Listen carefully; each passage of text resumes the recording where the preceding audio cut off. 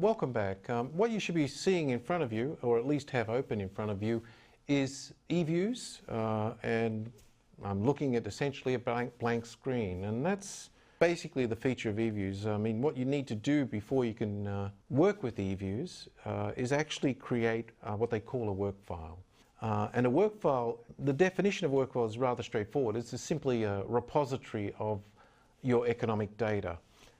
And a work file actually can contain a lot of economic data of many different frequencies, but generally speaking, we tend to break up the work file into little buckets of time series matrices, where each one of which is called a page file, and we're working with page files to produce a statistical model to either understand what's going on in the data or produce a forecast. So a critical tool or skill that you need to acquire before you can even begin with in Eviews is to create a work file, and that's rather straightforward. You simply click on File, the File menu, then you highlight the work file area, and you just press using your mouse, and up comes this dialog box. Now, as you can see, I mean, what we're really doing is creating a repository of data, but Eviews needs more information than just creating a file, say as Word does or Excel. It needs to know some specific information about your data set. And as I mentioned, in the case of Fiji, we're dealing with annual data, so obviously the first thing we need to focus on is indicating that this work file will have, in the first instance, annual frequency. We then need to indicate the start date, and it turns out that in this case it's 1970, if you recall, and I'm going to allow it to go all the way out to 2020, even though there's no data up until that point. That's for expansion purposes. So it's annual frequency, and the start date's 1970, and the end date is 2020. The work file here, where it says WF, all it wants is the name of the work file that will appear on the hard drive or the disk. So I'm just going to call it Fiji. And the page represents the it's sort of like a section of the work file which will contain all of the Fiji data that you saw in the Excel spreadsheet.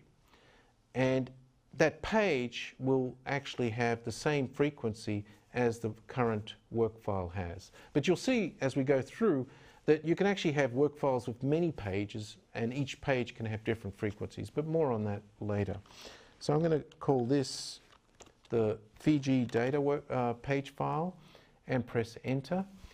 And then you'll see, as we mentioned in the first video, in the preceding video, sorry, that basically you'll get a window output which is indicated that it created a work file. And let me try and show you some of the key features of this work file here. Created a work file called Fiji, and the name is indicated above there. It tells you actually right next to it the location of that work file on your drive, which is preceded by the path as indicated below in the base menu, in the base panel there. And the other thing that you'll see is that we have we have what's called a tab menu, which allows you to do various operations on the objects in this work file. Now, this is a new work file, and I just want to point out some interesting attributes about it because it's critical for all of the course here. The first aspect of a work file that you need to focus on, the range here, is indicating essentially the maximum length of the data that can exist in this particular page file. Immediately below it is the sample, and that represents the section or the area or the subset of the range that Eviews is going to use to compute any statistic that you call for. So the range represents the maximum dimension of the time series matrix. The sample, the current sample, represents the active area of the time series matrix that Eviews is going to focus on in order to calculate various statistics. Now, another feature of the work file that's important is that it has, by default, before you create anything yourself, two objects. The first one is called C, and actually that's what we call a coefficient vector, and it's initialized with zeros in there.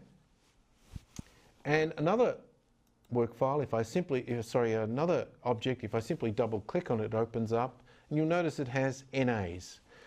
So now what are these objects? Well, let me focus on the C, or the coefficient object. Basically, the purpose of this object is to keep track of the most recently estimated parameter estimates in any statistical procedure that you use in Eviews. So, for example, if you're doing a simple linear regression with only 2 parameter estimates, after you've run that regression, they will be recorded basically in the C vector, and Eviews will allow you to keep track of that. Now, the reason it does that is because we tend to use those numbers to generate forecasts later on. So these are all initialized to 0.